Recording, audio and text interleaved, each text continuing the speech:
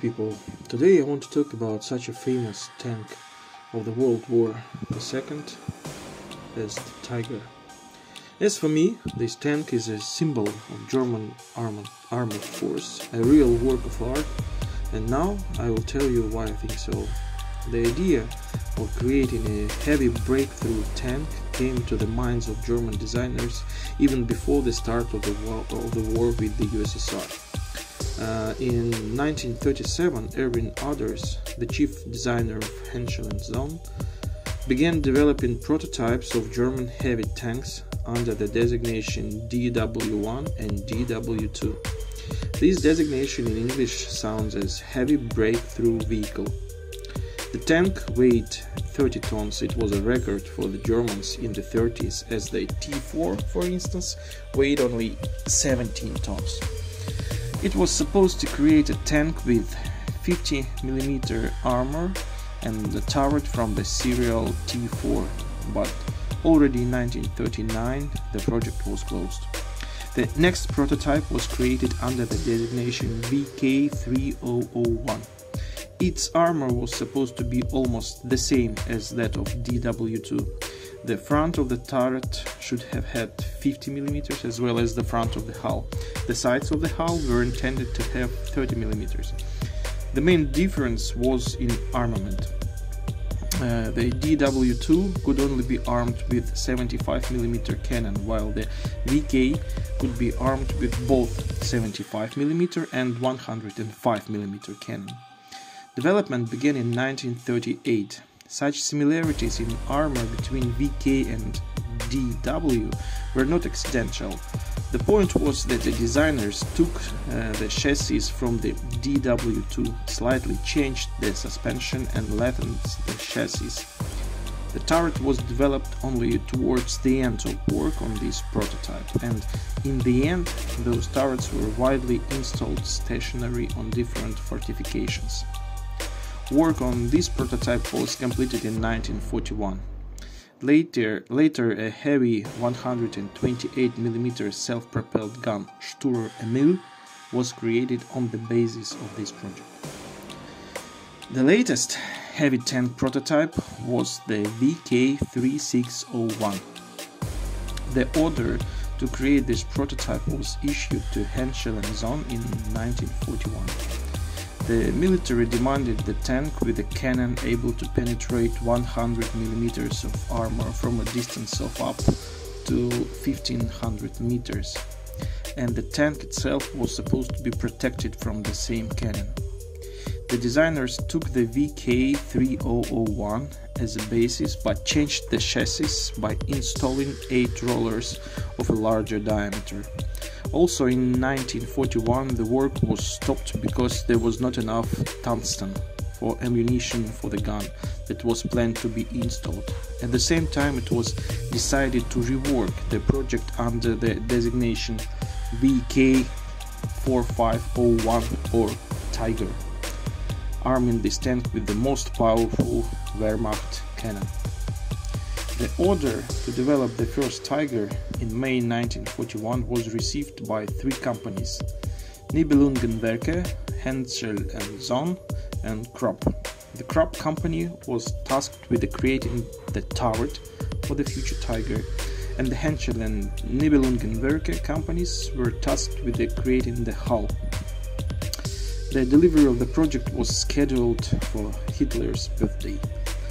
Ferdinand Porsche was confident that his tank would win the test, so he produced about 90 chassis of his tank. However, the military chose the Henschel version, but the Porsche version is also worth mentioning. Erwin Others, the chief designer of Henschel, used a type of suspension that was innovative at that time in his tank, namely a staggered arrangement of rollers, and on each side there were 24 large diameter rubber coated rollers. This provided convenience for shooting on the move, but had more disadvantages than advantages. Firstly, before the battle the driver needed to check a lot of points that could cause the tank to break down. Secondly, Russian mud often got stuck between the rollers and put them out of action. Porsche's version was much more technologically advanced in terms of chassis. The tank's propulsion system consisted of 6 rubber-coated rollers. By the way, the leading roller was located at the back and not in front, as usual with German tanks. 2 electric generators that powered 2 electric motors, one for each driving roller. According to Hitler, both vehicles should have been put into mass production, which was strongly opposed by the Armament Directorate. The reason was simple: the Armament Directorate could not stand the Führer's obstinate favorite, Dr. Porsche. The test didn't reveal obvious advantages of one vehicle over the other, but Porsche was more ready for the production of the Tiger. By June 6, 1942, the first 16 VK 4501 tanks were ready for delivery to the troops, and Krupp company was finishing the assembly of turrets for these tanks. The Henschel company could deliver only one vehicle by this date, and that without a turret. The first battalion equipped with Porsche Tigers was supposed to be formed by August 1942 and sent to Stalingrad. But suddenly the Armament Directorate stopped all work on the tank for a month. And the managers took advantage of Hitler's instructions to create an assault gun based on the Panzer IV and VK 4501 tanks, armed with the latest 88mm anti-tank gun with a barrel length of 71 calibers. So, with the help of the Armament Directorate, it was decided to convert all 92 Porsche Tigers VK 4501 chassis into assault guns. This is how the Ferdinand was born. Well, this video is not about Ferdinand, so let's get back to Tiger. So, the Henschel project won and went into mass production, which began in August 1942 and continued until August 1944, eventually producing 1,350 tanks. The complex design of the Tiger didn't allow it to be produced in large quantities, which would be enough to reverse the defeat in the war that had already begun. Tiger tanks differed in small details depending on the place of production, since the lack of resources, components, and simply frontline experience affected them. The first 250 Tigers were equipped with a Maybach HL 210 P30 engine, which had 650 horsepower. The following tank received the Maybach HL 230 P45 engines, with power increased to 700 horsepower. They were designed on the basis of aircraft engines and proved suitable for adaptation to medium and heavy German tanks that needed powerful engines.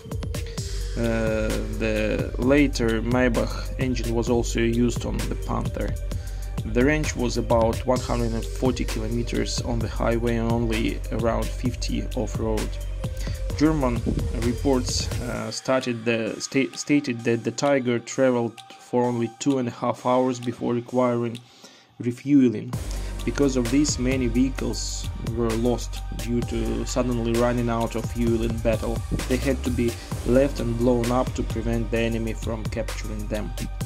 Due to the huge fuel consumption of the powerful Maybach engine, moving the tank to the forward units to the front line was very difficult and often completely impossible, so the Germans had to restore damaged railway tracks for transportation of the Tigers.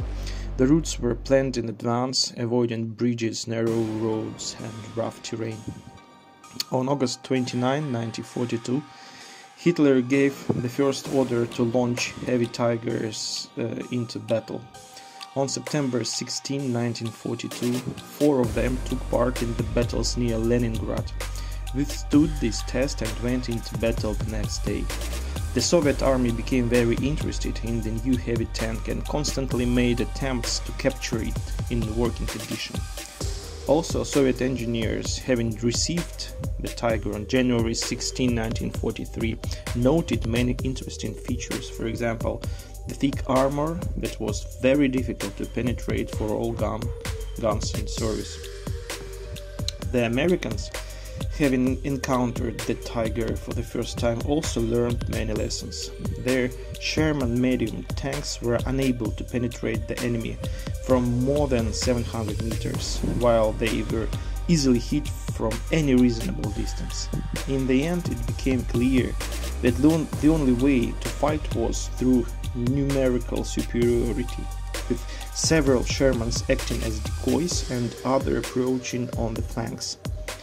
Since the number of American tanks amounted to tens of thousands, the exchange of one Tiger for several Shermans was considered quite acceptable. Well, what shall be noted after all? The Tiger is a true symbol of German power and its engineering idea. No doubts, the tank was really legendary, a prominent masterpiece of technology which probably was ahead of its time. The design of the tank was too technological and too advanced as for the mid of the 20th century. It was too complicated. Due to its problems with maneuverability, the Tiger was most powerful when operating from ambushes and from long distances. The thing is that the tank had a slowly rotating tower but an excellent long-range cannon. Tiger's armor-piercing projectile had a very high initial speed, up to 1130 meters per second, thus excellent armor penetration. Moreover, the tank had a high rate of fire, about 5-6 rounds per minute. However, the lack of resources didn't allow Germans to fully implement the potential of this legendary tank, and it was demolished by the hordes of cheap and primitive tanks of the Red Army.